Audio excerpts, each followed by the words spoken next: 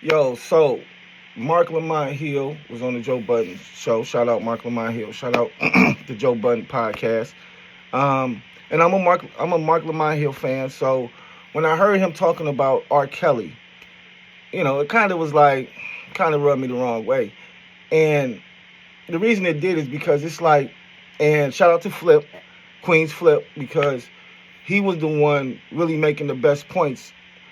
And I think sometimes Marc Lamont Hill just dies on the hill. Like he'll stand on this hill, but instead of just being like, you know what? All right, y'all, you know what? You guys do have a point. I'm wrong. Let me get down off this hill. He'll just stay on that hill and die. Like he'll just stand on what he believes in, how he feels, and he'll die on that hill. So the hill he died on today, or the hill that I seen him die on, was the one about R. Kelly.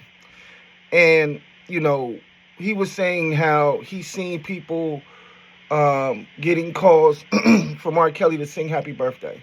And he was saying how he felt like this society, like he was saying it like it was crazy. It was kind of like he was saying that he's disappointed that the people, the culture, us, still, look at R. Kelly like a talented individual, like a great singer and songwriter, which is what he is. So as well as, he's talking about, how, you're like, well, if he, R. Kelly did this and R. Kelly did that. Yes, R. Kelly did some things, okay? We don't know exactly what he did because we weren't there. All we know is what he was convicted for. But even in that, bro, how many years ago how long has R. Kelly been gone? Like, how, like Queen's Flip kind of said, like, damn, bro, like, so there's no forgiveness there. There's no, all right, you did your time,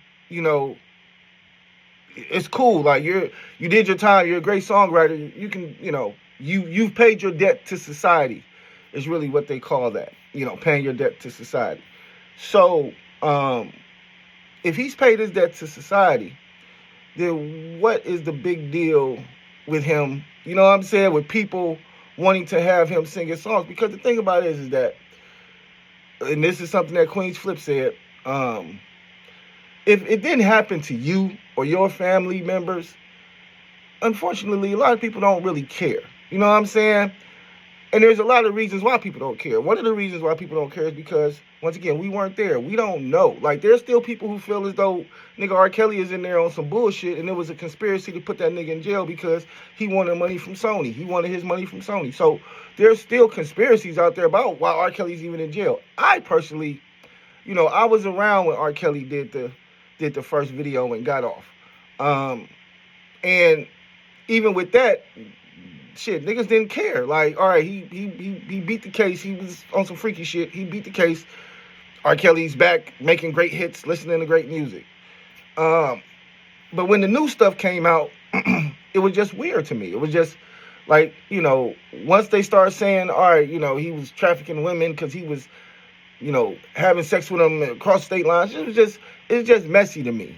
But regardless, he was convicted and he's in jail doing his time. So, don't individuals learn from their mistakes? Isn't that what, rehabilitation is all about? Becoming a better person and, coming home and not doing the same thing you did before? This may have been a moment in his life that he maybe got his shit together. Maybe he don't want to fuck with little young girls no more, or maybe he don't want to do none of the stuff that he was convicted for anymore, things of that nature. Like, people can change. So to just be like, because he did one thing this many years ago, nah, I'm not listening to it. I'm not, that's your take, that's your opinion, and you can do that.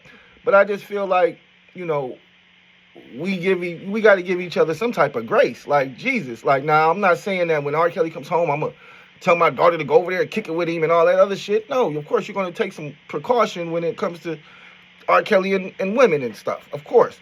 But when it comes to his music, like, come on, man. Like they really, pushed his music down. I think he's still on streaming sites, but unless you put his name in, he ain't coming up. If he is on the site. I know he's still on YouTube for sure. You can't scrub him off YouTube. So if anything, nigga, R. Kelly's on YouTube. But yeah, man. But I just feel like Marc Lemont was just a little, just a little too. I don't know. I don't know. Like I don't know. Like I don't know what to call you. Like I'm definitely not gonna call you no house nigga, nothing like that. But it was just kind of like I don't know. Like you just gave off a shitty vibe with that mentality. Like, oh, nah, like he shouldn't be. Like, come on, man. The guy's in jail. He's been in jail. He's doing his time. Let the nigga make some money. Let the nigga do some singing. Like, that's all he knows. That's all he ever has done. That's all we know him for is singing. Shit. Like, that nigga singing some happy birthday songs, man. Mark, you tripping, bro. But yeah, shout out Marc Lemont Hill, man. Great conversation. Shout out the Joe Budden podcast, Queens Flip, all those guys on there, man. Appreciate the conversation.